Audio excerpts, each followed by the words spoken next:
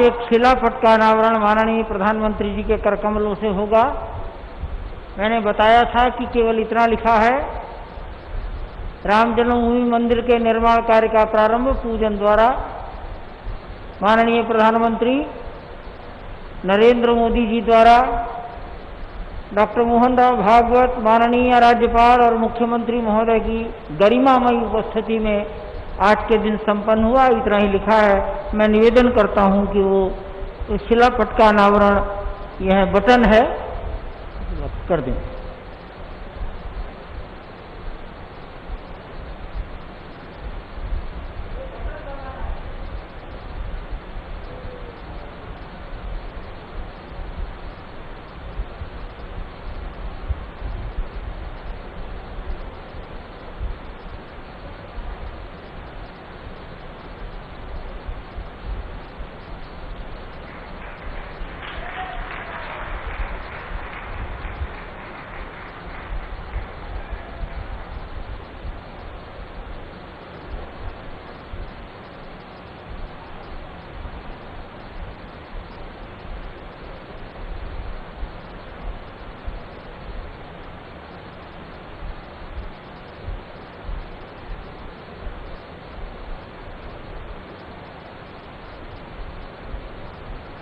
अयोध्या शोध संस्थान ने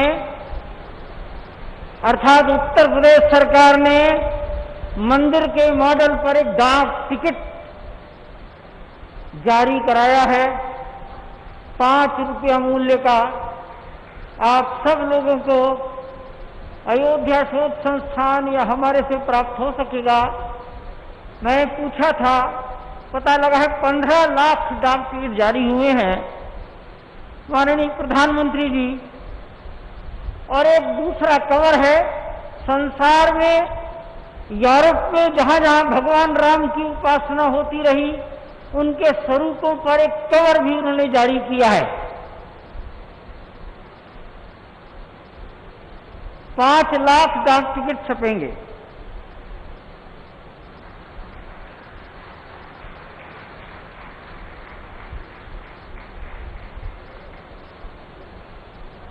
ले ले, कृपया बैठिए। अयोध्या शोध संस्थान ने ही माननीय मुख्यमंत्री जी के निवेदन पर काष्ठ की एक 3 फीट ऊंची कोदंड राम की प्रतिमा कर्नाटक राज्य से लगभग 6 महीने में तैयार हुई है। मुख्यमंत्री महोदय की ओर से माननीय प्रधानमंत्री जी को इस कार्यक्रम के अवसर पर कोदंड राम, अब मैं माननीय प्रधानमंत्री जी से करबद्ध प्रार्थना करता हूं, ये समाज आपका मार्गदर्शन चाहता है।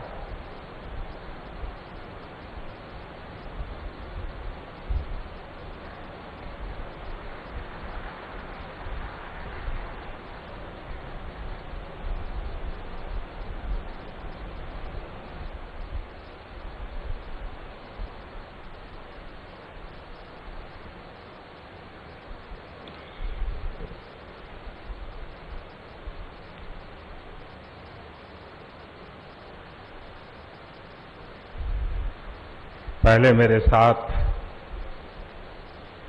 प्रभु राम जी को, माता जानकी को जरा याद कर लें, उसके बाद ही मैं अपनी बात को आगे बढ़ाऊंगा।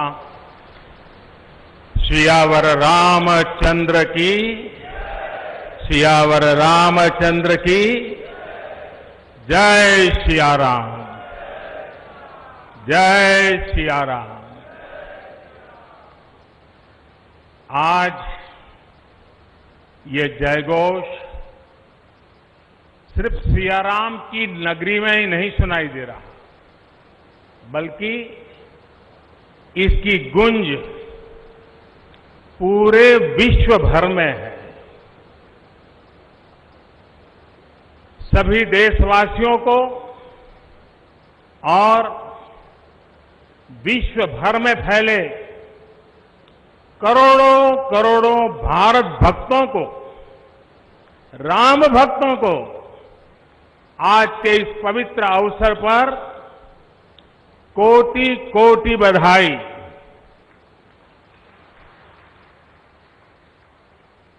मंच पर विराजमान उत्तर प्रदेश के ऊर्जावान, यशस्वी, लोकप्रिय मुख्यमंत्री श्रीमान आदित्य योगीनाथ जी, यूपी की गवर्नर बहन आनंदीबेन पटेल जी, परम पूज्य नृत्य गोपाल दास जी महाराज और हम सभी के श्रद्धेय आदरणीय मोहनराव भागवत जी, और यहां पर हिंदुस्तान के कोने कोने से आए हुए सभी संत परंपरा के महान तपस्वी जन, देश के सभी नागरिकों, ये मेरा सौभाग्य है कि श्री राम जन्मभूमि तीर्थ क्षेत्र ट्रस्ट ने मुझे आमंत्रित किया, इस ऐतिहासिक पल का साक्षी बनने का अवसर दिया। मैं इसके लिए हृदयपूर्वक श्री राम जन्मभूमि तीर्थ क्षेत्र ट्रस्ट का आभार व्यक्त करता हूं।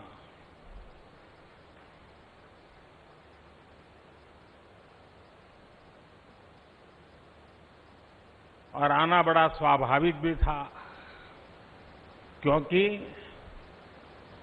राम काज किनु बिनु मोहि कहां विश्राम।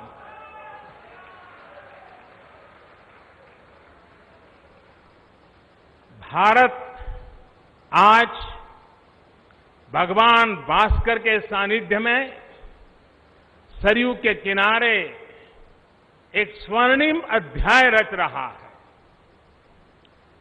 कन्याकुमारी से क्षीर भवानी तक, कोटेश्वर से कामाख्या तक, जगन्नाथ से केदारनाथ तक, सोमनाथ से काशी विश्वनाथ तक, समेत शिखर से श्रवण बेलगोला तक, बोध गया से सारनाथ तक, अमृतसर साहब से पटना साहिब तक, अंडमान से अजमेर तक, लक्षद्वीप से लेह तक, आज पूरा भारत राममय है। पूरा देश रोमांचित है, हर मन दीपमय है। आज पूरा भारत भावुक है। सदियों का इंतजार आज समाप्त हो रहा है। करोड़ों लोगों को आज ये विश्वास ही नहीं हो रहा होगा कि वो अपने जीते जी इस पावन दिन को देख पा रहे हैं। महानुभावों, बरसों से टाट और टेंट के नीचे रहे हमारे रामलला के लिए अब एक भव्य मंदिर का निर्माण होगा। टूटना और फिर उठ खड़ा होना सदियों से चल रहे इस व्यतिक्रम से राम जन्मभूमि आज मुक्त हुई है। मेरे साथ एक बार फिर बोलिए, जय सिया राम, जय सिया राम। साथियों, हमारे स्वतंत्रता आंदोलन के समय कई कई पीढ़ियों ने अपना सब कुछ समर्पित कर दिया था। गुलामी के कालखंड में कोई ऐसा समय नहीं था जब आजादी के लिए आंदोलन न चला हो, देश का कोई भूभाग ऐसा नहीं था जहां आजादी के लिए बलिदान न दिया गया हो। 15 अगस्त का दिन उस अथाह तप का लाखों बलिदानों का प्रतीक है।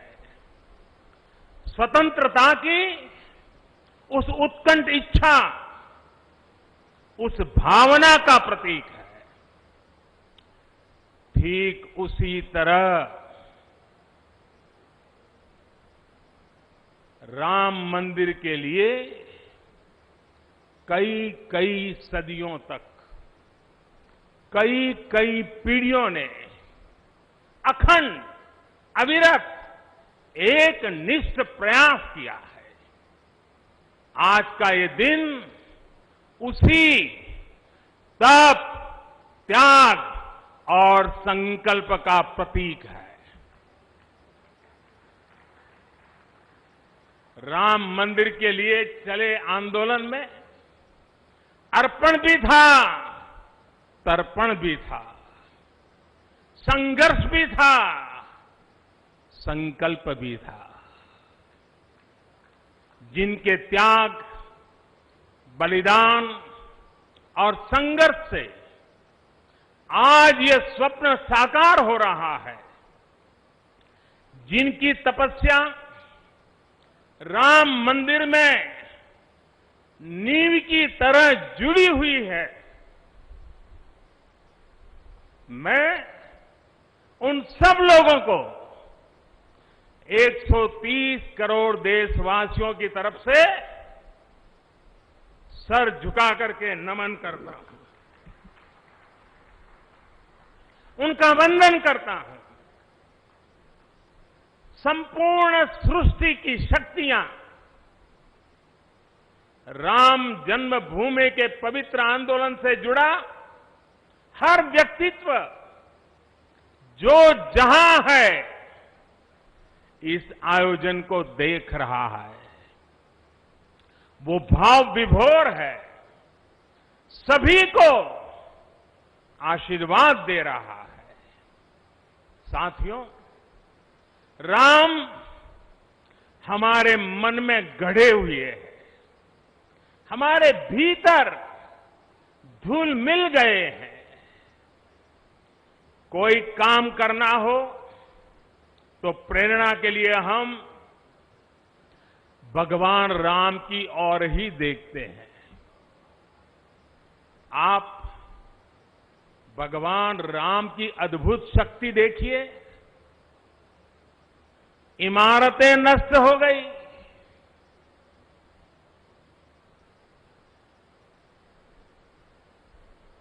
क्या कुछ नहीं हुआ? अस्तित्व मिटाने का हर कोई प्रयास हुआ, बहुत हुआ, लेकिन राम आज भी हमारे मन में बसे हैं, हमारी संस्कृति के आधार है। श्री राम भारत की मर्यादा है। श्री राम मर्यादा पुरुषोत्तम है। इसी आलोक में अयोध्या में राम जन्मभूमि पर श्री राम के इस भव्य दिव्य मंदिर के लिए आज भूमि पूजन हुआ है। यहां आने से पहले मैंने हनुमान गढ़ी का दर्शन किया। राम के सब काम हनुमान ही तो करते हैं। राम के आदर्शों की कलयुग में रक्षा करने की जिम्मेदारी भी हनुमान जी की ही है।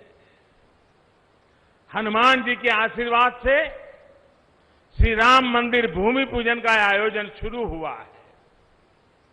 साथियों, श्री राम का मंदिर हमारी संस्कृति का आधुनिक प्रतीक बनेगा।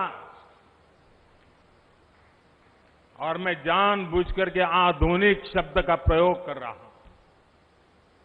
हमारी शाश्वत आस्था का प्रतीक बनेगा। हमारी राष्ट्रीय भावना का प्रतीक बनेगा। और ये मंदिर करोड़ों करोड़ लोगों की सामूहिक संकल्प शक्ति का भी प्रतीक बनेगा। ये मंदिर आने वाली पीढ़ियों को आस्था, श्रद्धा और संकल्प की प्रेरणा देता रहेगा। इस मंदिर के बनने के बाद अयोध्या की सिर्फ भव्यता ही नहीं बढ़ेगी, इस क्षेत्र का पूरा अर्थतंत्र भी बदल जाएगा। यहां हर क्षेत्र में नए अवसर बनेंगे, हर क्षेत्र में अवसर बढ़ेंगे। सोचिए, पूरी दुनिया से लोग यहां आएंगे, पूरी दुनिया प्रभु राम और माता जानकी का दर्शन करने आएगी। कितना कुछ बदल जाएगा यहां। साथियों, राम मंदिर के निर्माण की ये प्रक्रिया राष्ट्र को जोड़ने का उपक्रम है। ये महोत्सव है विश्वास को विद्यमान से जोड़ने का, नर को नारायण से जोड़ने का, लोक को आस्था से जोड़ने का, वर्तमान को अतीत से जोड़ने का और स्व को संस्कार से जोड़ने का। आज के इस ऐतिहासिक पल युगों युगों तक, दिग दिगंत तक भारत की कीर्ति पताका फहराते रहेंगे। आज का ये दिन करोड़ों राम भक्तों के संकल्प की सत्यता का प्रमाण है। आज का ये दिन सत्य, अहिंसा, आस्था और बलिदान को न्याय प्रिय भारत की एक अनुपम भेंट है। कोरोना से बनी स्थितियों के कारण भूमि पूजन का ये कार्यक्रम अनेक मर्यादाओं के बीच हो रहा है। श्री राम के काम में मर्यादा का जैसा उदाहरण प्रस्तुत किया जाना चाहिए, देश ने वैसा ही उदाहरण प्रस्तुत किया है। इसी मर्यादा का अनुभव हमने तब भी किया था जब मानवीय सर्वोच्च न्यायालय ने अपना ऐतिहासिक फैसला सुनाया था। हमने तब भी देखा था कि कैसे सभी देशवासियों ने शांति के साथ सभी की भावनाओं का ध्यान रखते हुए व्यवहार किया था। आज भी हम हर तरफ वही मर्यादा देख रहे हैं। साथियों, इस मंदिर के साथ सिर्फ नया इतिहास ही नहीं रचा जा रहा, बल्कि इतिहास खुद को दोहरा भी रहा है।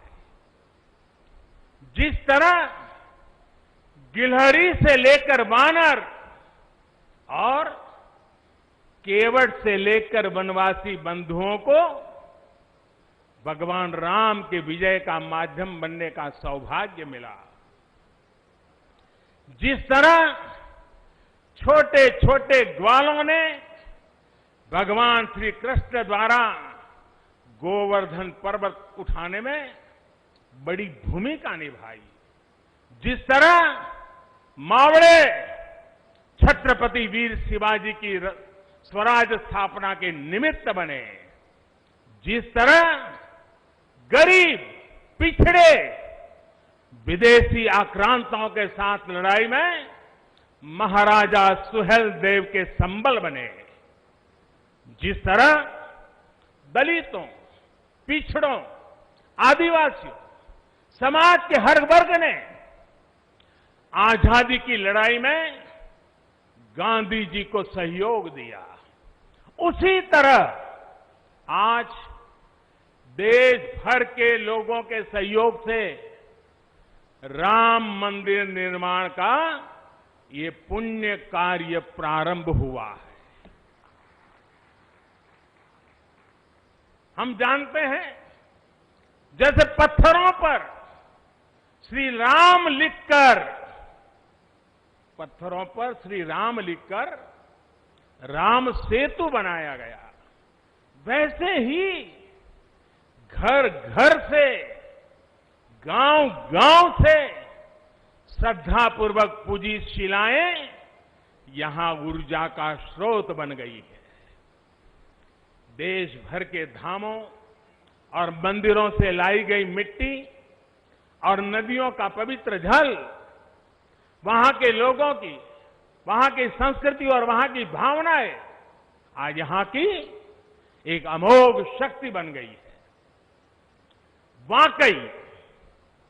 वाकई ये न भूतो न भविष्यति है।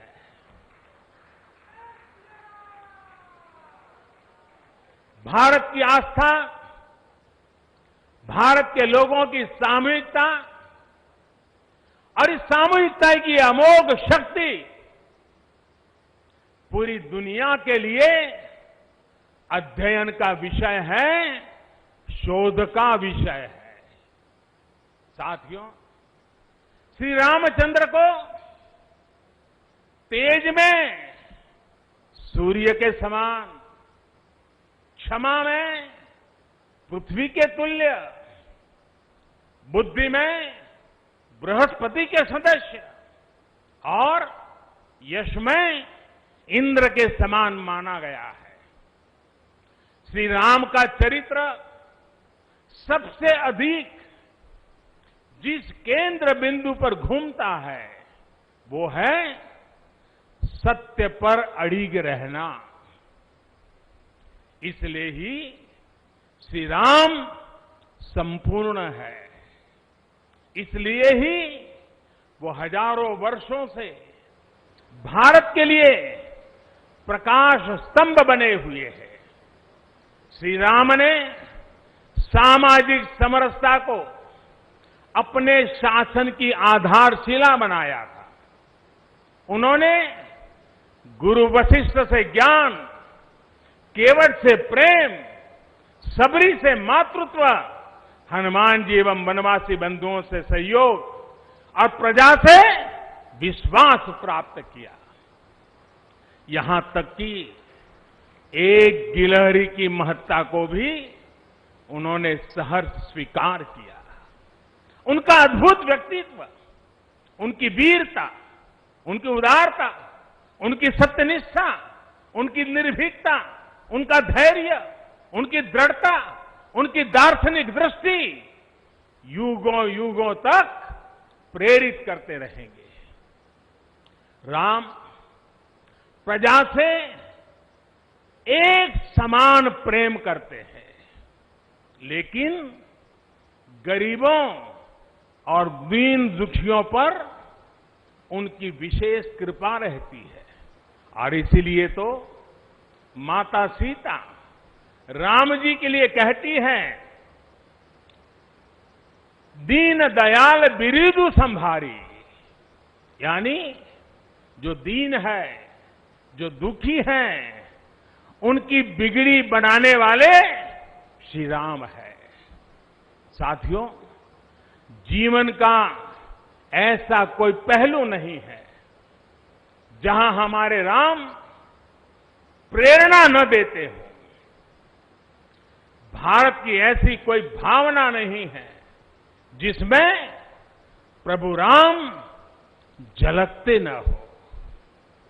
भारत की आस्था में राम है, भारत के आदर्शों में राम है, भारत की दिव्यता में राम है, भारत के दर्शन में राम है।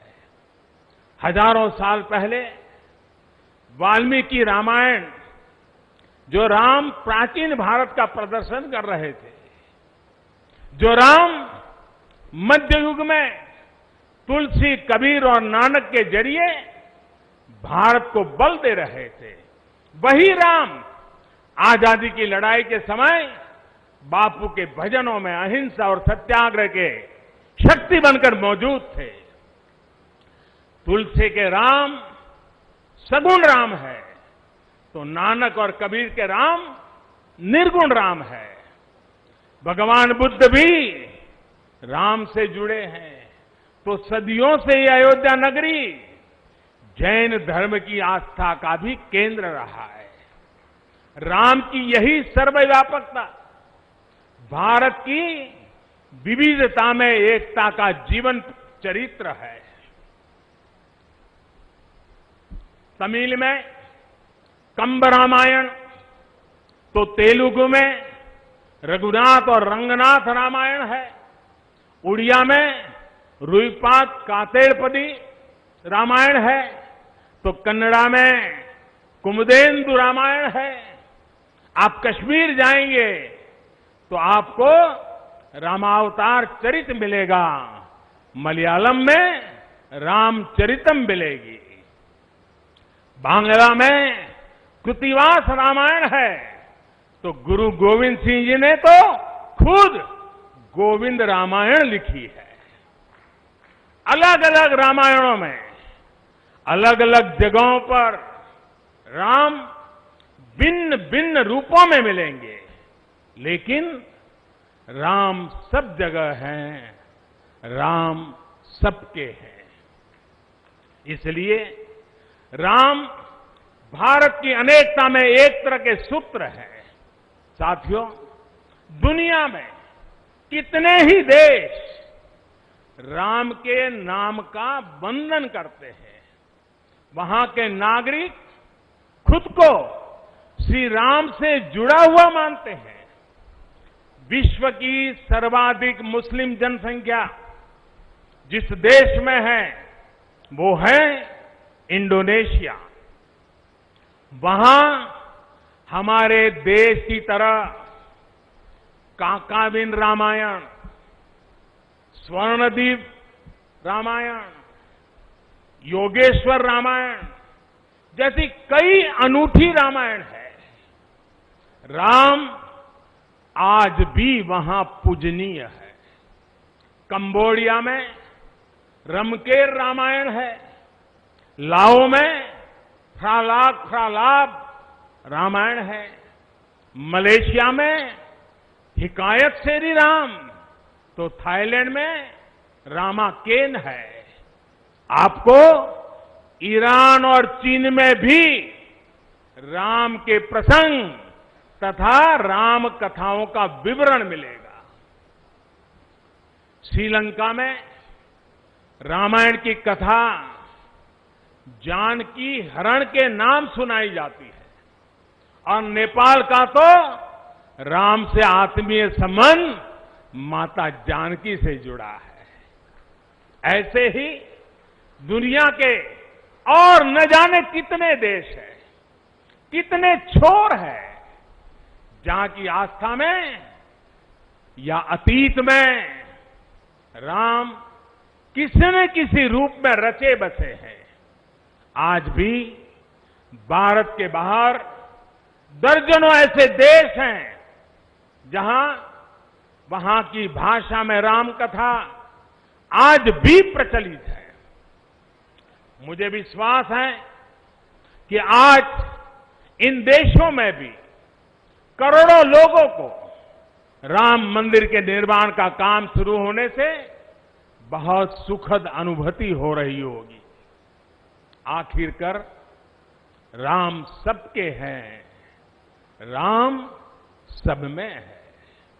साथियों, मुझे विश्वास है कि श्री राम के नाम की तरह ही अयोध्या में बनने वाला भव्य राम मंदिर भारतीय संस्कृति की समृद्ध विरासत का द्योतक होगा। मुझे विश्वास है कि यहां निर्मित होने वाला राम मंदिर अनंत काल तक पूरी मानवता को प्रेरणा देगा। इसलिए हमें ये भी सुनिश्चित करना है कि भगवान श्री राम का संदेश, राम मंदिर का संदेश, हमारी हजारों सालों की परंपरा का संदेश कैसे पूरे विश्व तक निरंतर पहुंचे, कैसे हमारे ज्ञान, हमारी जीवन दृष्टि से विश्व परिचित हो, ये हमारी वर्तमान और हमारी भावी पीढ़ियों की विशेष जिम्मेदारी है। इसी को समझते हुए आज देश में भगवान राम के चरण जहां जहां पड़े वहां राम सर्किट का निर्माण किया जा रहा है। अयोध्या तो भगवान राम की अपनी नगरी है। अयोध्या की महिमा तो खुद प्रभु श्री राम ने कही है, जन्मभूमि मम पुरी सुहावनी। यहां राम कह रहे हैं, मेरी जन्मभूमि अयोध्या अलौकिक शोभा की नगरी है। मुझे खुशी की आज प्रभु राम की जन्मभूमि की भव्यता, दिव्यता बढ़ाने के लिए कई ऐतिहासिक काम हो रहे हैं। साथियों, हमारे यहां शास्त्रों में कहा गया है, न राम सदस्यो राजा पृथ्व्याम नीतिवान अभूत, यानी कि पूरी पृथ्वी पर श्री राम के जैसा नीतिवान शासक कभी हुआ ही नहीं।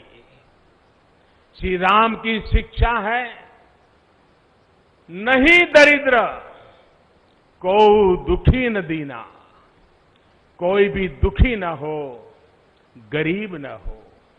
श्री राम का सामाजिक संदेश है, पहुष्ट नर नारी कह समाज उत्सव शोभित। नर नारी सभी समान रूप से सुखी हो, भेदभाव नहीं। श्री राम का निर्देश है, कच्चित ते दयती है सर्वे है कृषि गोरक्ष जीविना। किसान, पशुपालक सभी हमेशा खुश रहे।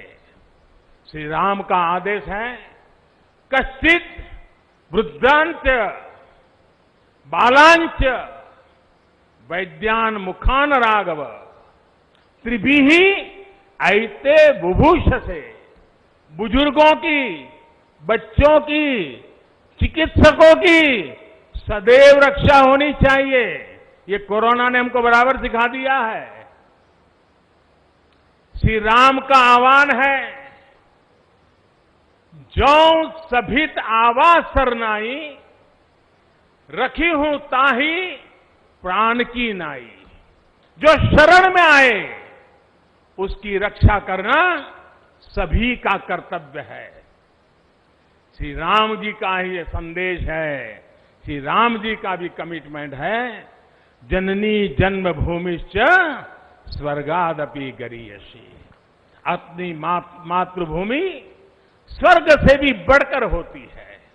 और भाइयों बहनों, ये भी श्री राम की नीति है। और वो क्या है? भय बिनु होई न प्रीति। इसलिए हमारा देश जितना ताकतवर होगा उतनी ही प्रीति और शांति भी बनी रहेगी। राम की यही नीति, राम की यही रीति सदियों से भारत का मार्गदर्शन करती रही है। राष्ट्रपिता महात्मा गांधी ने इन्हीं सूत्रों, इन्हीं मंत्रों के आलोक में राम राज्य का सपना देखा था। राम का जीवन, उनका चरित्र ही गांधी जी के राम राज्य का रास्ता है। साथियों, स्वयं प्रभु श्री राम ने कहा है, देश काल अवसर अनुआहारी, बोले वचन विनित विचारी। अर्थात राम समय, स्थान और परिस्थितियों के हिसाब से बोलते हैं, सोचते हैं, करते भी हैं। राम हमें समय के साथ बढ़ना सिखाते हैं, समय के साथ चलना सिखाते हैं। राम परिवर्तन के पक्षगर है, राम आधुनिकता के पक्षगर है। उनकी इन्हीं प्रेरणाओं के साथ, श्री राम के आदर्शों के साथ भारत आज आगे बढ़ रहा है। साथियों, प्रभु श्री राम ने हमें कर्तव्य पालन की सीख दी है। अपने कर्तव्यों को कैसे निभाएं, इसकी सीख दी है।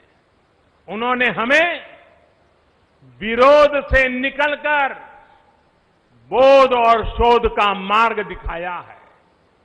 हमें आपसी प्रेम और भाईचारे के जोड़ से राम मंदिर की इन शिलाओं को जोड़ना है।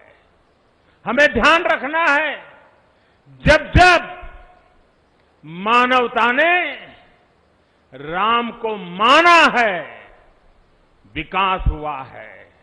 जब जब हम भटके हैं, विनाश के रास्ते खुले हैं। हमें सभी की भावनाओं का ध्यान रखना है। हमें सबके साथ से, सबके विश्वास से सबका विकास करना है।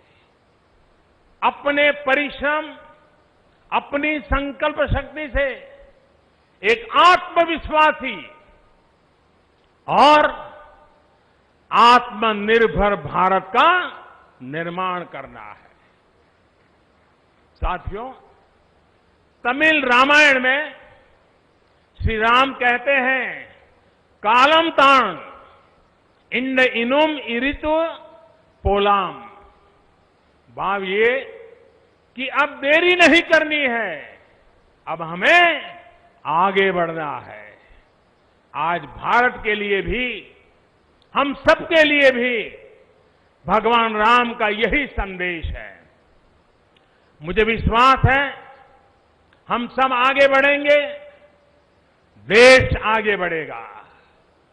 भगवान राम का ये मंदिर युगों युगों तक मानवता को प्रेरणा देता रहेगा, मार्गदर्शन करता रहेगा। वैसे कोरोना की वजह से जिस तरह के हालात हैं, प्रभु राम का मर्यादा का मार्ग आज और अधिक आवश्यक है। वर्तमान की मर्यादा है 2 गज की दूरी, मास्क है जरूरी। मर्यादाओं का पालन करते हुए सभी देशवासियों को प्रभु राम, माता जानकी स्वस्थ रखें, सुखी रखें, यही प्रार्थना है। सभी देशवासियों पर माता सीता और श्री राम का आशीर्वाद बना रहे। इन्हीं शुभकामनाओं के साथ सभी देशवासियों को एक बार फिर कोटि कोटि बधाइयां। मेरे साथ पूरे भक्ति भाव से बोलिए, सियापति रामचंद्र की, सियापति रामचंद्र की, सियापति रामचंद्र की। बहुत बहुत धन्यवाद। हम अपने माननीय प्रधानमंत्री जी के प्रति विनम्रता पूर्वक आभार व्यक्त करते हैं हम सब लोग। वे अब हमसे विदाई लेना चाहते हैं। हम सब कृपया खड़े होकर सम्मान पूर्वक उनको, नृत्य गोपाल दास जी महाराज जी भी आपको पहले हम प्रधानमंत्री जी को यहां से विदा होने दें, तब तक यहीं विराजे। यहां से फिर हम मंदिर के दर्शन करने जा सकते हैं बाहर, लेकिन थोड़ा रुके और बाहर निकलते समय भी एक एक करके निकले, दूरियां बराबर रखें। वाहन भी आने में थोड़ा समय लगेगा, आप किसी भी प्रकार की जल्दी न करें। कृपया यहीं विराज जी आइए, कृपया यहीं आसन ग्रहण करिए। અયોધ્યામાં રામ જન્મભૂમિ ઉપર અત્યારે એ પાવનકારી અને પવિત્ર પ્રસંગ જે ઉજવાઈ ગયો, જેમાં શિલાન્યાસનો આ પ્રસંગ વડાપ્રધાન નરેન્દ્ર મોદી ખાસ હાજર રહીને કેટલાક એવા વાક્ય તેમણે લોકો સમક્ષ રજૂ કર્યા, કેટલીક એવી યાદો પણ તેમણે રજૂ કરી। આ ભૂમિ જેટલી પાવન છે, જ્યાં એકવાર પગ મૂકો કે ત્યાંની તમને એક ક્ષણની પણ યાદ જીવનભર રહી જાય। અનેક લોકો એવા છે જેમણે પોતાના મનમાં એ યાદ સમાહિત કરી છે। આંખોમાં જે સ્વપ્ન વર્ષોથી જોયું, આજે કદાચ એ લોકો ભગવાન શ્રી રામનું નામ લેતા કહેતા હશે કે હવે બસ એ ઘડી અમે આપની આંખોની સમક્ષ જોઈ રહ્યા છે કે જ્યાં ભવ્ય રામ મંદિરનું નિર્માણ થશે। 14 વર્ષ બાદ જે રીતે વનવાસ બાદ અયોધ્યા ભગવાન શ્રી રામ પાછા ફર્યા હતા અને અવધમાં જે પ્રસંગ ઉજવાયો હતો, તમામ લોકો ખુશ હતા। આજે એ જ ઘડી જાણે એ જ દ્રશ્યો ફરી એકવાર આપણી આંખોની સમક્ષ હોય તેવું લાગી રહ્યું છે। આવા જ કેટલાક દ્રશ્યો કેટલાક લોકોએ જોયા છે, કારણ કે અવધમાં રામ જન્મભૂમિ ઉપર શિલાન્યાસ અને ભગવાન રામનું ભવ્ય મંદિરનું નિર્માણ જેમણે સ્વપ્ન જોયું છે, એવા કેટલાય લોકોની આંખો સાક્ષી બની છે કે આ લડતમાં જોડાયા હોય અને આજે એક ખુશી વ્યક્ત કરતા હોય। આવા જ એક વ્યક્તિ ખોડાજી ઠાકોર આપણી સાથે છે, તેમના સંસ્મરણો શું કહી રહ્યા છે તેમની પાસેથી જાણીએ। ખોડાજીભાઈ, અનેક એવી યાત્રા છે જેમાં તમે જોડાયા કે આ સ્વપ્ન સાકાર થાય, ભવિષ્યમાં જલ્દીમાં જલ્દી રામ મંદિર નિર્માણ થાય, અને આજના દ્રશ્યો આપના શું શબ્દો છે? આજે મને એ વાતનો સંતોષ અને આનંદ છે કે અમે જે સ્વપ્ન જોયું હતું, લાખો કરોડો હિન્દુઓએ જે સ્વપ્ન જોયું હતું એ આજે સાકાર થઈ રહ્યું છે। રામચંદ્ર ભગવાનની આપણું જે આસ્થાનું જે આપણું પ્રતીક જે છે ત્યાં આગળ મંદિર બનવા માટે થઈ અને શિલાન્યાસ થયો, એટલે આપણને હવે પૂરેપૂરી ખાતરી છે કે ચોક્કસ હવે આપણું આ સપનું સાકાર થઈને ટૂંક સમયમાં જેટલું બનેલું ઝડપથી આ મંદિર બને અને આપણે એમ ત્યાં રામલલ્લાની સ્થાપના કરીને ત્યાં આપણે એના એ ભવ્ય મંદિરની અંદર દર્શન કરી શકીએ એવું ચોક્કસ મને એ વાતનો આનંદ છે કે આ વર્ષોથી જોયેલું બધાનું સપનું, કારણ કે આ સંઘર્ષ આજકાલનો નથી। મને યાદ છે કે 500 વર્ષથી જે સંઘર્ષ ચાલતો હતો એને એ આનંદ આજે શબ્દોમાં વર્ણન કરવો તો કરી શકાય નહીં, કારણ કે આના તમામ બાબતોના અમે ઘણા બધી બાબતોમાં સાક્ષી બન્યા છીએ। માન્ય નરેન્દ્રભાઈ જે ઈચ્છતા હતા એ આજે એમનું સપનું અને એમને જે કર્મ કર્યું અને એ કર્મ કર્યા પછી આજે જે જ્યારે સ્વપ્ન સાકાર થતું ત્યારે સ્વાભાવિક છે કે બધાને આનંદ હોય।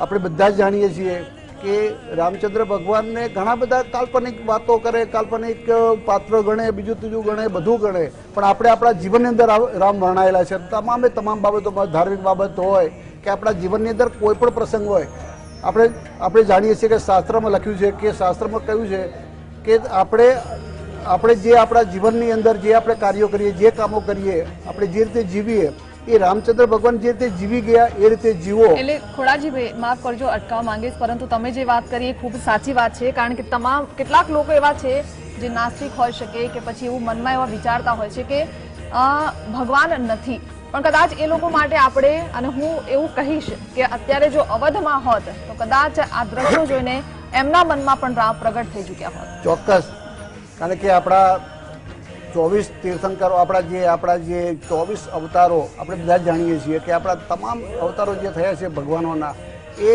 કંઈક ને કંઈક કાર્યો કરવા માટે થઈને જ્યારે અસુરી શક્તિનો નાશ કરવાનો હોય ત્યારે એ જન્મ લેતા હોય છે, અને એમાં રામચંદ્ર ભગવાન હોય કે કૃષ્ણ ભગવાન હોય કે આપણા ઘણા બધા આપણા દેવો જે છે એમણે આ સૃષ્ટિ ઉપર અવતાર લઈને આ બધા જ અનિષ્ટ તત્વોનો નાશ કર્યો છે। એમાંના આપણા રામચંદ્ર ભગવાન આપણે જાણીએ છીએ કે એમણે પણ આજ પૃથ્વી પર અવતાર લઈને એમને જે કાર્યો કર્યા એને આજે પણ આપણે વર્ષો થઈ ગયા 5000 વર્ષ પહેલાંનો જે આપણે આજે પણ આજે આપણા નજર સમક્ષ આપણે જોઈએ કે આપણે આજે જાણે એ જોતા હોઈએ અને આજે પણ એમની એટલી જ આ જરૂરિયાત હોય એવું આપણે આજે જોઈએ છીએ. કારણ કે આપણે બધા જ જાણીએ છીએ કે કોઈ પણ અવતાર જ્યારે જે કંઈ થાય છે એની પાછળ કંઈક કંઈક એનું કારણ હોય છે અને રામચંદ્ર ભગવાનને આજે પણ આપણે યાદ કરી અને આજે આપણે જેમ પ્રત્યક્ષ એ કાર્ય કરી રહ્યા હોય એવું આપણે આજે પણ દેખાય છે. જી બિલકુલ. વીએચપીના જીતુભાઈ સોલંકી પણ આપણી સાથે છે. જીતુભાઈ, આજની જે ઘડી છે ખૂબ જ શુભ અવસર છે. ભગવાન રામનું જે મંદિરનું સ્વપ્ન હજારો લોકોએ જોયું છે, ભારતભરમાં તમામ ભારતીયોએ જોયું છે કે અવધમાં રામ મંદિર બનવું જોઈએ. હવે એ પ્રસંગ ટૂંક સમયમાં જ આવશે કે જ્યારે મંદિર બંધાઈ જશે અને તમામ લોકો રામલલ્લાના દર્શન કરી શકશે.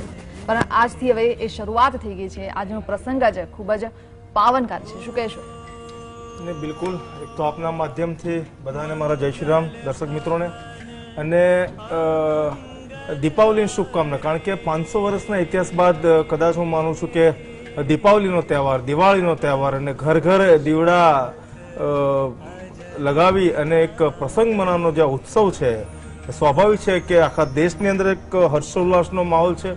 આજે શ્રી રામ જન્મભૂમિ ઉપર જ્યારે ભવ્ય અને દિવ્ય મંદિર નિર્માણના પ્રાંગણની અંદર જ્યારે ભૂમિપૂજન થતું હોય ત્યારે આખા દેશની અંદર વિશ્વની નજર રામ મંદિર ઉપર છે. તો હું માનું છું કે આ એક હર્ષોલ્લાસ સાથેનો આનંદનો અને આખા દેશની અંદર એક ઉજવણી કરવાનો વિષય છે. જ્યારે ટેન્ટમાં પ્રભુ શ્રી રામ જ્યારે બિરાજમાન હતા અને આજે જ્યારે ટેન્ટમાંથી ભવ્ય અને દિવ્ય રામ મંદિર, એક ઐતિહાસિક રામ મંદિર નિર્માણ થવા જઈ રહ્યું છે, તો એક આનંદની વાત છે. કારણ કે વિશ્વ હિન્દુ પરિષદ બજરંગ દળ સંઘ પરિવાર દ્વારા વર્ષોથી 30-32 વર્ષ સુધી જે પ્રમાણે આંદોલન ચલાવ્યું, જનજાગૃતિ કરી, ગામડે ગામડે, શેરી મોહલ્લા, ચાલી, સોસાયટી, નગર, મહાનગર બધે જે એને લોકોને જાગૃત કર્યા, હિન્દુ સમાજને જાગૃત કર્યો અને અયોધ્યા કાર સેવાની અંદર ગયા. જેમ ખોડાભાઈને હું વંદન કરું છું કે તેઓ પણ આનો એક અમારા સહયોગી સહભાગી રહ્યા છે. તો આવા કંઈક કેટલાય લોકો છે જે કંઈક કેટલાય લોકો શહીદ થયા, કંઈક કેટલાય લોકો બલિદાન આપ્યું. તો એ બધાની પણ આજે દિવ્ય આત્મા ક્યાંક ને ક્યાંક અયોધ્યાની અંદર આસપાસ ક્યાંક ને ક્યાંક દિવ્ય આત્મા નજર કરીને ક્યાંક ને ક્યાંક એ પણ હર્ષોલ્લાસ સાથે આ ભૂમિપૂજનનો આનંદ લેતા હશે. જી બિલકુલ બિલકુલ. હરીશભાઈ વ્યાસ પણ આપણી સાથે છે. હરીશભાઈ, તમને હનુમાન ગઢી વિશે તમારી પાસેથી થોડીક જાણકારી માંગીશ. કારણ કે એવું કહેવાય છે કે જ્યારે પુષ્પક વિમાનમાં લંકાથી જ્યારે અહીંયા આવ્યા ત્યારે હનુમાનજીએ એ સ્થાન પસંદ કર્યું, ત્યાં બિરાજમાન થઈ ગયા. આખી શું કથા છે હનુમાન ઘડીને, કેમ હનુમાન ઘડીના જઈને પહેલા હનુમાનજીના દર્શન કરવામાં આવે છે તેની વાત કરીશું. થોડીક ક્ષણો માટે રોકાઈએ. તો આ સાથે રોકાઈશું બ્રેક માટે.